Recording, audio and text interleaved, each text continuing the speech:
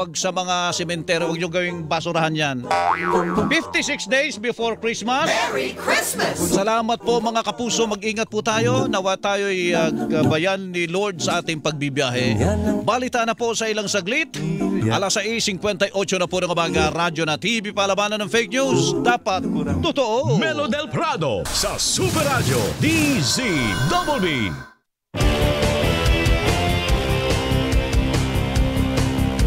Tapat sa balita, yan ang aming anata. DZBB Super Radio 594. Laging naka-alerto, serbisyo, totoo. DZBB Kapuso nyo sa radyo. Walang kinikilingan, walang pinoprotektahan, serbisyong totoo lamang, walang iwanan. May paninindigan, matatag, maaasahan. DZBB Super Radio 594, Kapusong Pilipino, lahat Super Radio. DZBB serbisyong totoo. Walang kinikilingan, walang pinoprotektahan, serbisyong totoo lamang, walang iwanan.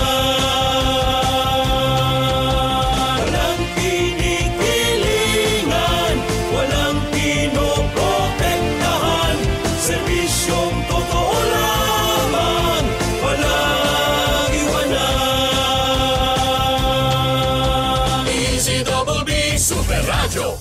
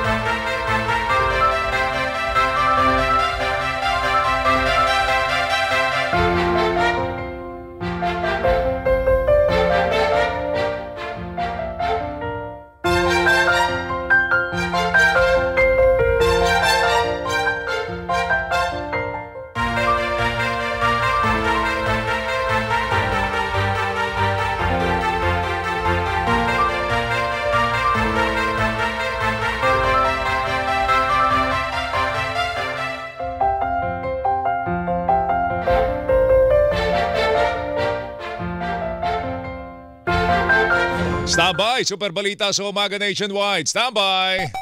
Dito sa GMA, naniniwala kami na ang nagbabalita dapat walang kinikilingan, walang mga interes na pinoprotektahan, walang pinapangalagaan, kundi kapakanan ng sambayanan at katotohanan. Balitang walang bahid, walang labis, walang kulay. Serbisyong totoo lang. Oras, magdadalawang minuto na makalipas sa alas 7.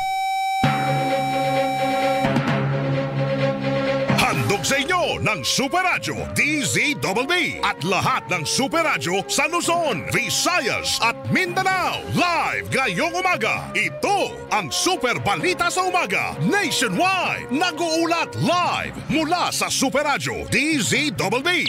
Narito sina Joel Reyes-Abel at Melo del Prado.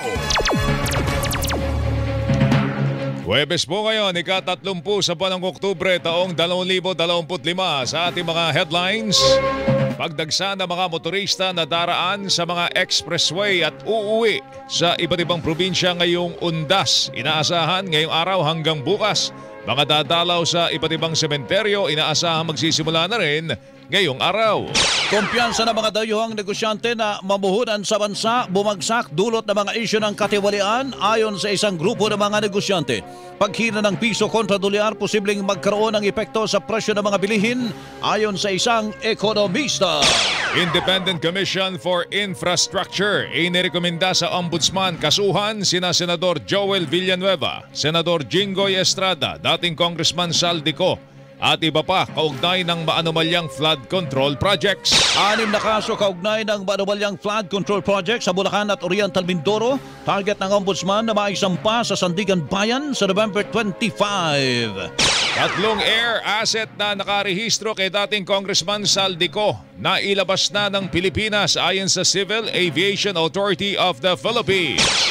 27 sa 54 na contractor na nagbigay ng campaign donation sa mga kandidato ng eleksyon 2022 may kasalukuyang kontrata sa gobyerno ayon sa DPWH.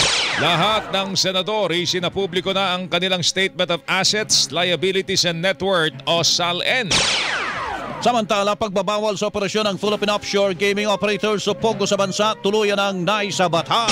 At kampo ni dating Pangulong Rodrigo Duterte, umapila sa baliktaran umapila na baliktarin ang desisyon ng International Criminal Court hinggil sa jurisdiksyon sa kanyang kaso. Super Balita sa Umaga Nationwide. Mga kapuso, i-follow po aming mga social media accounts. Hanapin po Super Radio DCWB sa Facebook, sa X na dating Twitter at sa TikTok. Hanapin din po Super Radio DCWB sa YouTube at mag-subscribe. Bantay Panahon.